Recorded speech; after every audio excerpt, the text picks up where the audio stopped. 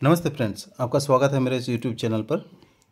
आज हम लोग यहाँ डिस्कस करेंगे how to find value stocks in India 2024 investing strategy. एक वैल्यू स्टॉक को कैसे हम लोग फाइंड करें और 2024 में हम लोग का इन्वेस्टिंग स्ट्रैटेजी क्या होना चाहिए। तो फ्रेंड्स, इस चीज़ को डिस्कस करने से पहले मैं एक दोस्त का जो प्रश्न आया था मेरे पास, मैं इसको लेना चाहूँगा और आपको यहाँ से समझाने का कोशिश करूँगा। तो मेरा दोस्त ये पूछता है कि मैं पिछले 2 साल से इन्वेस्टिंग चालू किया लॉन्ग टर्म वेल्थ क्रिएशन करने के लिए, लॉन्ग टर्म इन्वेस्टिंग करने के लिए।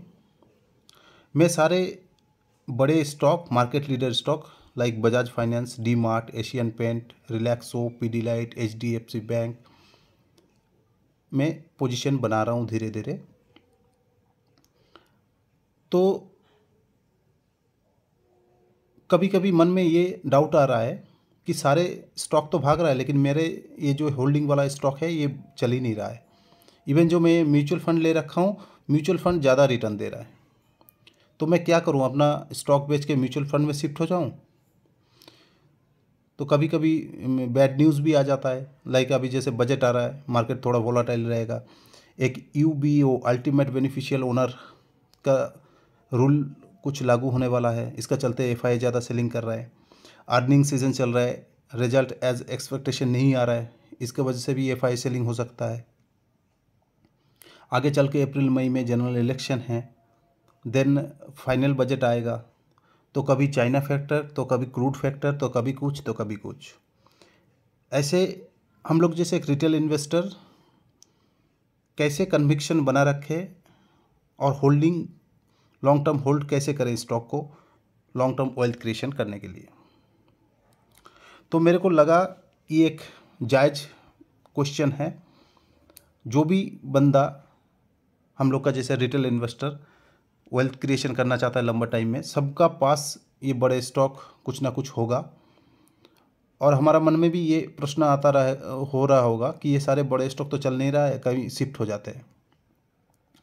तो यहीं पे छुपा हुआ है वैल्यू इन्वेस्टिंग का कॉन्सेप्ट। तो वैल्यू इन्वेस्टिंग का कॉन्सेप्ट क्या बोलता है कि स्टॉक अगर आपको 200 डीएमए का नीचे मिल रहा है या अपना ऑल टाइम जो हाई है उससे नीचे मिल रहा है, अपना जो उसका वैल्यू है उससे नीचे मिल रहा है, और जो आरएसआई है ये 30 से नीचे मिल रहा है, तो ये एक वैल्यू बाइंग अपॉर्चुनिटी है। इस पे आप धीरे धीरे अपना स्टॉक का जो पोजीशन अपना बाइंग क्या बना सकते हैं, बाई कर सकते हैं धीरे धीरे। स्टैगर्ड मैनर पे बाई करना है। इकट्ठा आप 1 लाख रुपया है तो 1 लाख रुपया इकट्ठा नहीं लगा देना है, क्योंकि नीचे कितना जाएगा ये कोई प्रिडिक्ट नहीं कर सकता। किस न्यूज़ का चक्कर में नीचे जाएगा कोई प्रिडिक्ट नहीं कर सकता। ये मैं 1 डे का चार्ट काफ़ी सारे इंडिकेटर लगा रखा हूँ, देख रहे हैं आप। 200 डीएमए का है, 50 डीएमए का है, फिर 20 डीएमए का है, आरएसआई भी यहाँ पे नीचे है। तो सारे चीज़ अभी नीचे ही चल रहा है। ये वीकली चार्ट आप देख सकते हैं। वीकली चार्ट में ये जो ब्लैक कलर का लाइन है ये है 200 डे का, इसको कभी भी अप्रोच नहीं किया है। लास्ट काफ़ी सारा वीक में देख सकते हैं, 2022 से यहाँ से देख सकते हैं, कभी भी अप्रोच नहीं किया। हालांकि ये रेड और ग्रीन से नीचे आया है, और नीचे जैसे यहाँ आया एक रैली दिया हुआ है, फिर यहाँ जैसे नीचे आया यहाँ से एक रैली दिया है। तो इन फ्यूचर यहाँ भी नीचे आ रहा है, तो नीचे से यहाँ से रैली आने वाला ही होगा। तो ये होता है वैल्यू इन्वेस्टिंग का कॉन्सेप्ट कि आप नीचे बाई करें और ऊपर सेल करें। अगर आप लॉन्ग टर्म इन्वेस्टर हैं तो लॉन्ग टर्म में सेल करें। अगर आप स्विंग ट्रेड करना चाहते हैं तो कम समय में पैसा कमा सकते हैं नीचे ऊपर करके। जैसे ये देख सकते हैं आप कि ये रेड लाइन जो है ये है 50 डीएमए का लाइन, और इसको मंथली चार्ट में कभी भी अप्रोच नहीं किया है, लेकिन यहाँ पे आसपास आया हुआ है, और आरएसआई भी अपना मीडियन से नीचे आया हुआ है। तो यहाँ पे एक रिटेल इन्वेस्टर धीरे धीरे बाइंग कर सकता है। आपको अगर स्टॉक आप बाई कर रहे हैं तो आपको थोड़ा बहुत उसके बारे में पढ़ना चाहिए, रिसर्च करना चाहिए। मैं ये स्क्रीनर डॉट में जाके ये आपके लिए लाया हूँ एशियन पेंट के बारे में थोड़ा न्यूज़, आप ये पढ़ सकते हैं, देख सकते हैं और अपना कन्विक्शन को मजबूत कर सकते हैं। एशियन पेंट जो है लार्जेस्ट पेंट कंपनी है और 80 सालों से भी ज़्यादा मार्केट में मौजूद है। मार्केट कैप देख सकते हैं लगभग 3 लाख करोड़ का आसपास है। करंट प्राइस 3000 का आसपास है और हाई लगा चुका है 3600 का आसपास और लो है 2700 का आसपास। स्टॉक का पी 52 है ना। ROC देख सकते हैं आप 34 का ऊपर है। ROE 27 का ऊपर है। ये 1 मंथ का चार्ट आप देख सकते हैं। 1 मंथ में 3400 से लेकर 2950 गिर रहा है। ये 6 महीने का आप चार्ट देख सकते हैं। ये यहाँ पे भी नीचे आ रहा है, 6 महीने से भी डाउन चल रहा है। पिछले 1 साल का चार्ट आप देख सकते हैं, यहाँ पे भी गिर रहा है ना।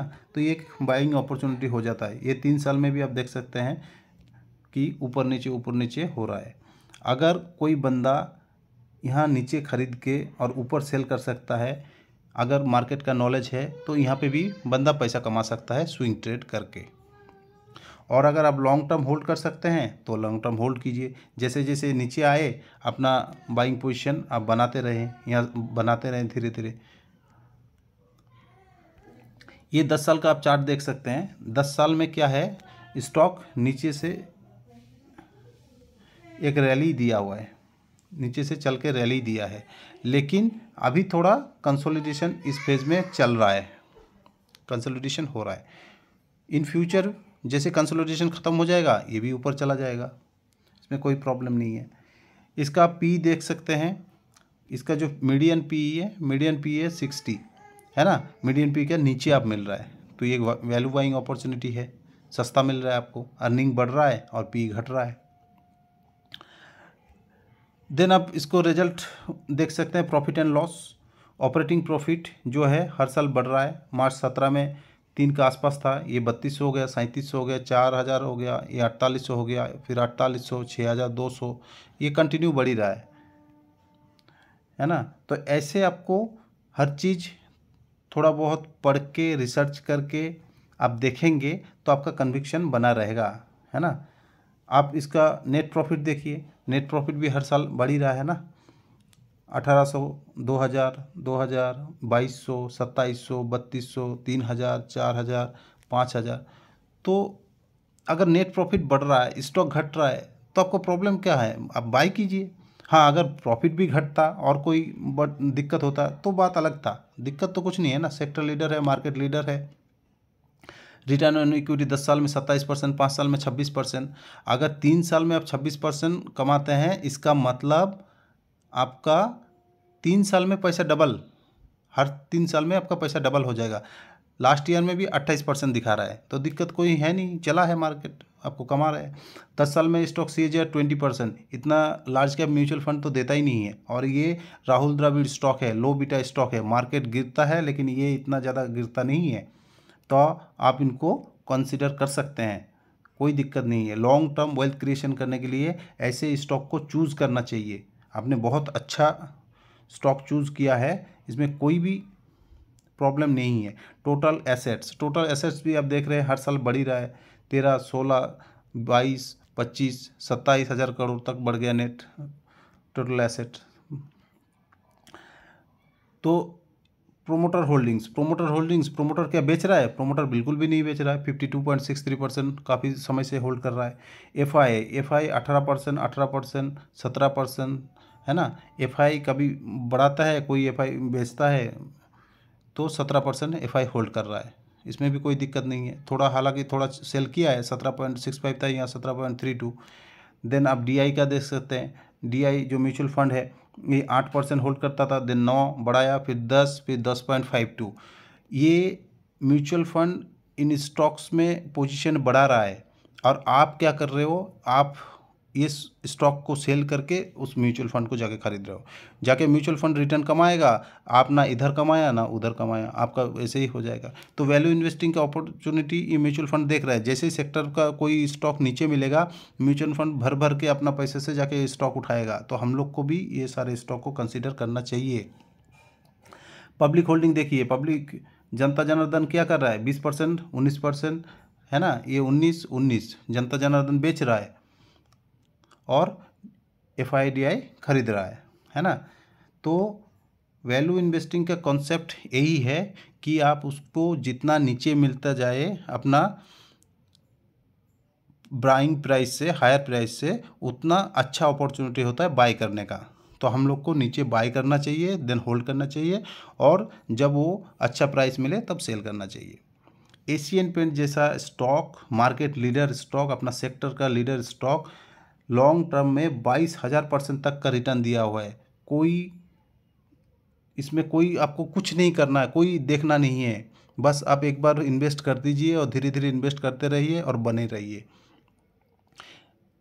कितना सालों से ये मार्केट में प्रेजेंट है, स्टॉक का सारे उतार चढ़ाव ये देख रखा है, सेक्टर का, है ना, स्टॉक मार्केट का, तो सब कुछ इनको पता है। हाँ, हालांकि अभी ये थोड़ा कंसोलिडेशन दिख रहा है आपको लॉन्ग टर्म में, लेकिन ये देखिए ना कितना बड़ा रैली है।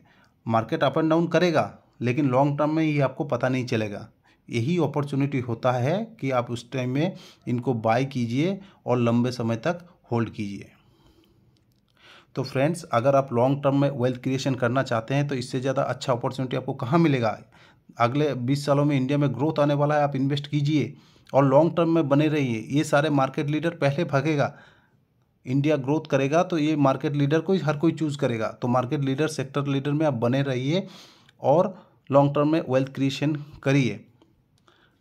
तो फ्रेंड्स, अगर ये वीडियो आपको अच्छा लगा, इन्फॉर्मेटिव लगा, वैल्यूएबल लगा, तो आप इनको लाइक, शेयर एंड सब्सक्राइब करिए और अपना फ्रेंड एंड फैमिली के साथ शेयर कीजिए और लॉन्ग टर्म में सभी को वेल्थ क्रिएशन करने में हेल्प कीजिए। Thank you friends, have a nice day.